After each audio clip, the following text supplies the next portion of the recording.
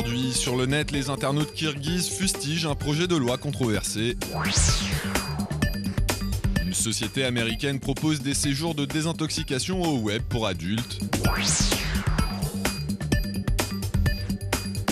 Et un artiste israélien invente le piano humain.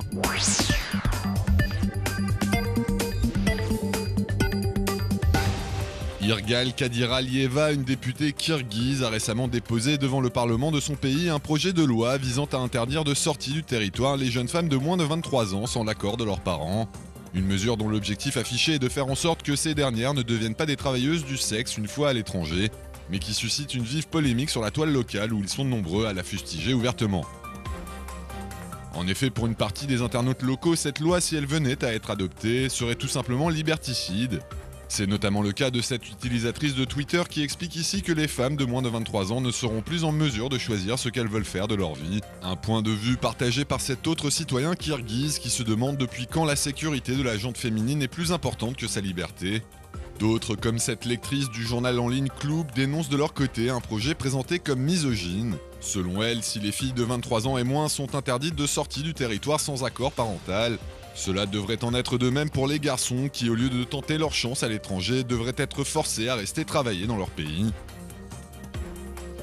Et si la grogne en ligne contre cette mesure émane essentiellement de citoyens ordinaires, les juristes kirghizes semblent eux aussi plutôt opposés à ce projet, à l'image de cet avocat qui affirme que la loi controversée n'a strictement aucun sens et qu'elle ne fera qu'augmenter la corruption dans un pays déjà gangréné par ce fléau, en poussant les femmes à payer des pots de vin aux représentants de l'État pour obtenir le droit de sortir du territoire.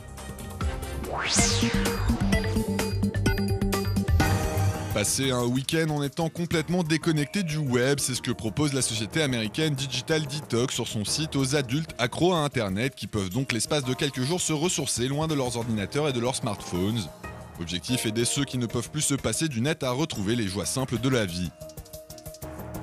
Pour cela, les participants sont isolés 3 jours dans un camp de Boy Scout baptisé Camp Grounded situé en Californie et sont invités à pratiquer des activités diverses aux vertus relaxantes comme le sport, la méditation ou des combats de polochon. Coût de cette mise au vert, environ $300. Mais la société propose également des séjours de désintoxication au web et aux nouvelles technologies plus longs, dans des cadres très exotiques comme par exemple cette retraite d'1 semaine au Cambodge.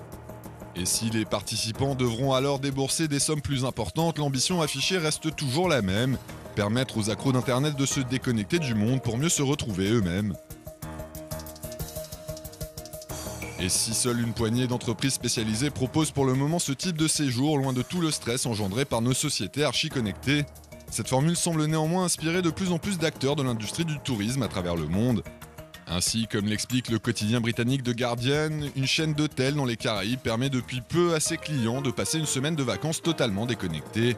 Des vacances au calme qui ne sont pas forcément accessibles à tous, puisqu'il faudra tout de même payer près de 4 500 € pour se les offrir.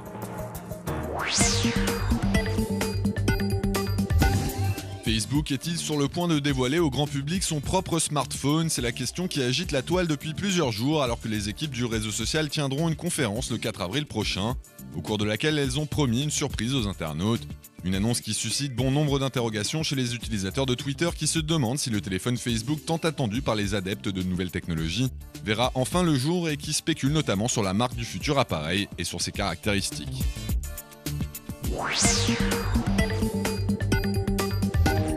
Visualiser sur Google Maps les endroits où sont décédées des célébrités, c'est l'idée un peu macabre qu'ont eu les créateurs du site Famous Death Locations.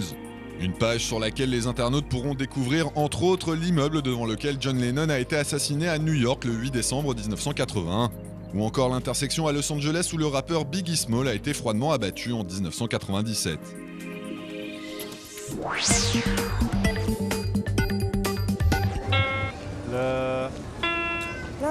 Eran Amir, un musicien israélien, a eu une idée plutôt originale puisqu'il a décidé de créer un piano humain. Pour cela, il a demandé à 300 personnes croisées au hasard dans la rue de chanter une seule note, le La. Il a ensuite compilé et mixé le tout dans cette vidéo qui reprend la musique du célèbre jeu vidéo Super Mario, un projet très amusant à découvrir sur les sites de partage.